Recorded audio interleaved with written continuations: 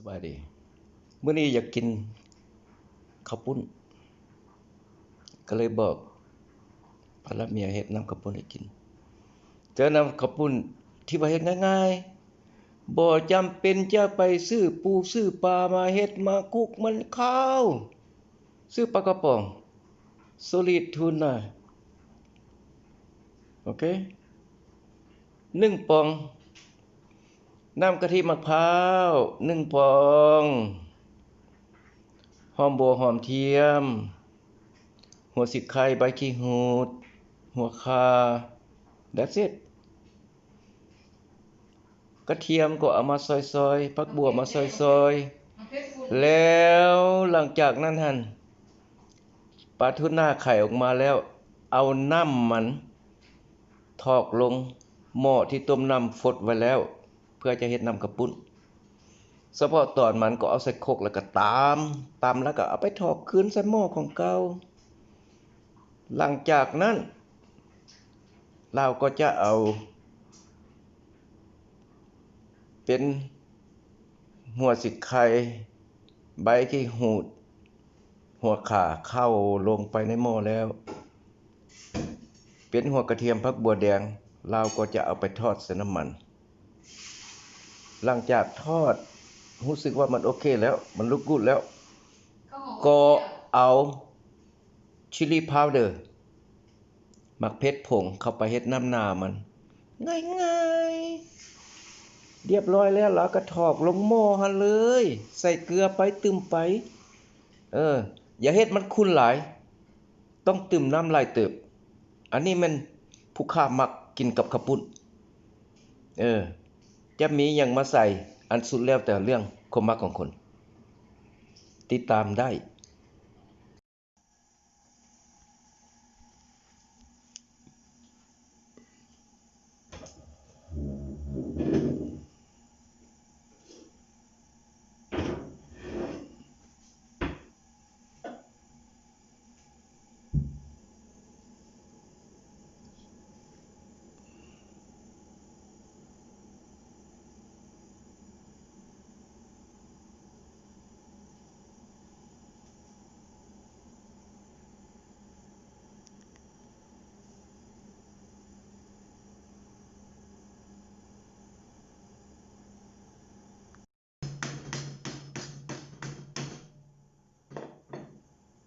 จะถึงก่อนมันยาวพอ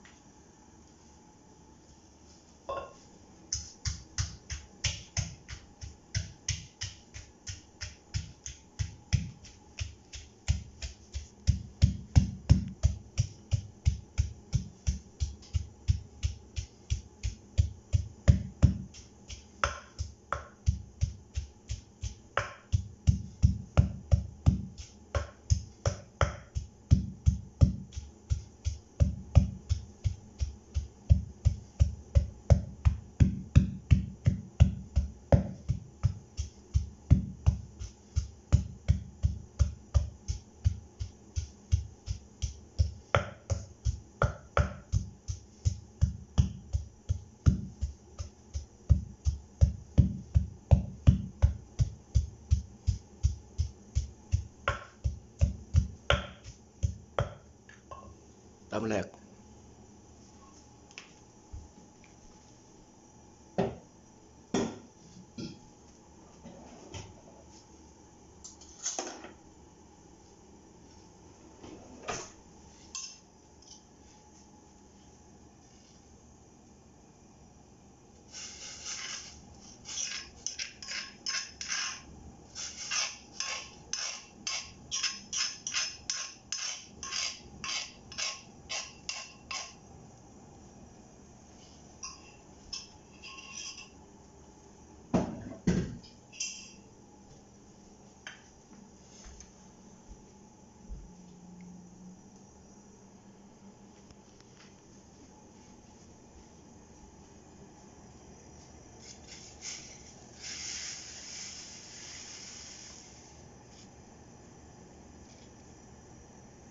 หวานหน่อยคน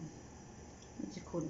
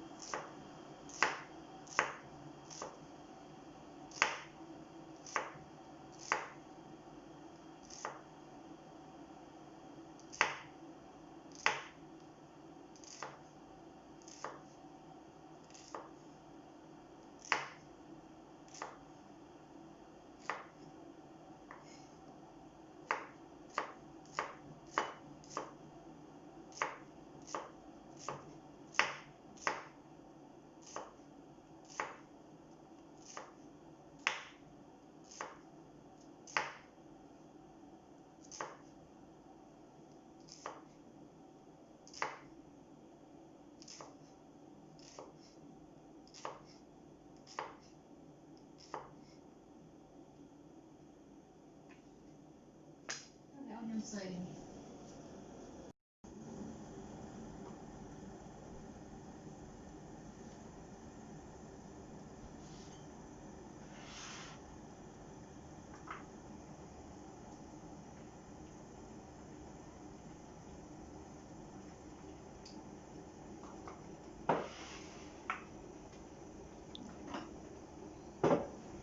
sugar น้ำตาลหน่อยหนึง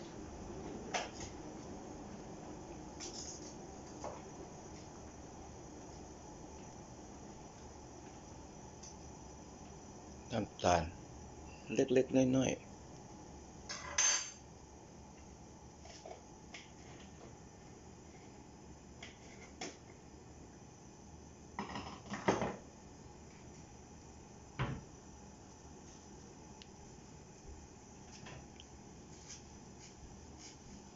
จิ้มน้ำเข้าไปอีกมันขุ่นโพด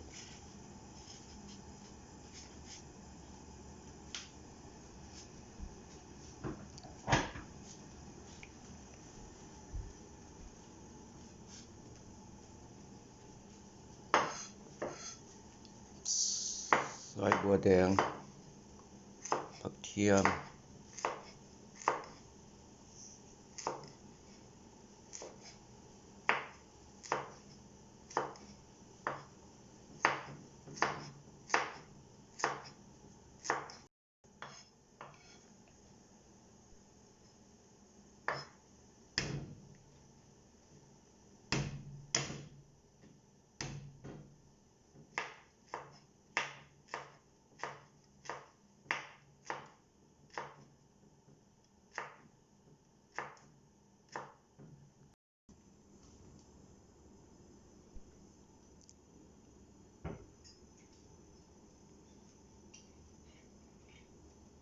น้ำมันพืช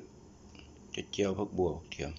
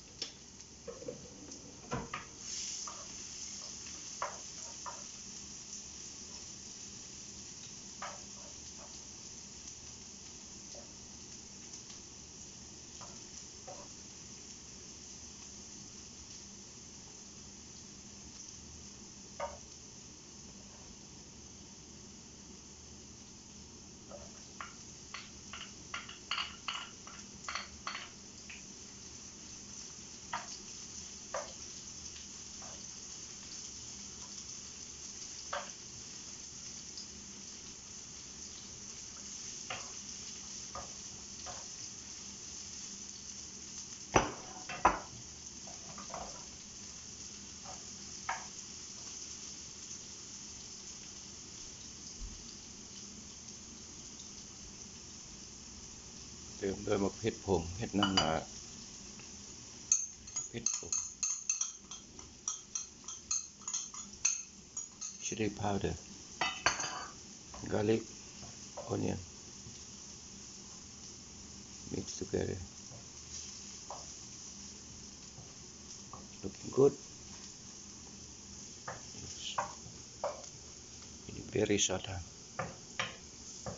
looking good turn up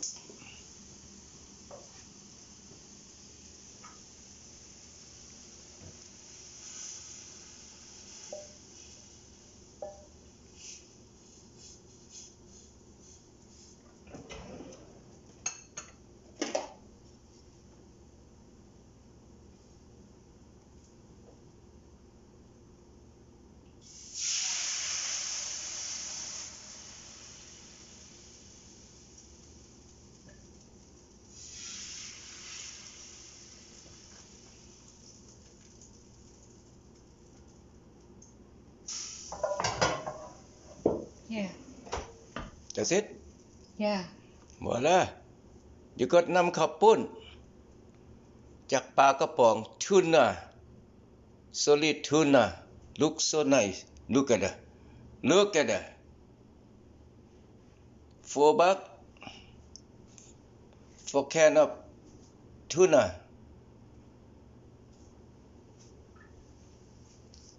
มีตะไคร้ผักบัวผักเทียมวิธีเฮ็ดง่ายๆบ่มีกลิ่นคาวแซ่บ so yummy บ่จำเป็นใช้เวลา5 minutes 10 minutes 15 minutes นำข้าวปุ้น that's it okay you can eat with the noodle rice stick ข้าวปุ้น that's the best way นำข้าวปุ้น that I like the most บ่มีกลิ่นคาวมีแต่กลิ่นนัวๆแซ่บๆลองเบิ่งคนใดอยากแซ่บเชิญข้าวปุ้นต้มแล้วอันนี้ก็จะเป็นน้ำมัน so yummy time for me to eat ว้าวอร่อยดี